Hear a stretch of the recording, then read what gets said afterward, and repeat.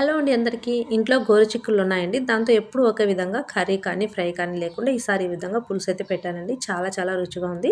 ఈ పులుసు పెట్టడం కోసం స్టవ్ మీద ఒక కుక్కర్ పెట్టుకొని ఆయిల్ అయితే వేసుకోండి. ఆయిల్ బాగా హీట్ అయిన తర్వాత ఆవాలు, జీలకర్ర వేసుకొని చిటపటలాడిన తర్వాత సన్నగా కట్ చేసుకున్న ఆనియన్, పచ్చిమిర్చి, కరివేపాకు వేసుకొని ఫ్రై చేసుకోండి.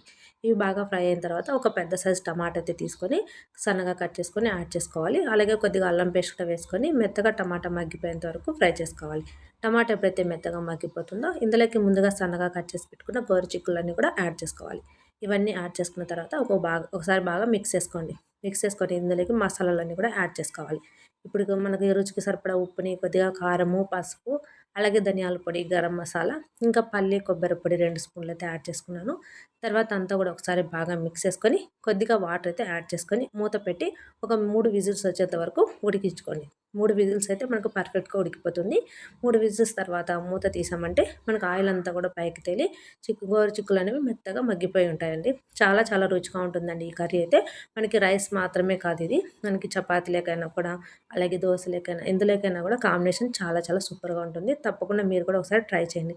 ట్రై చేసి ఎలా వచ్చిందనేది నాకు కామెంట్‌లో చెప్పండి. వీడియో నచ్చితే లైక్ చేయండి, షేర్ చేయండి. ఇలాంటి సింపుల్ రెసిపీస్ కోసం ఛానల్ సబ్స్క్రైబ్ చేయండి. Bye bye.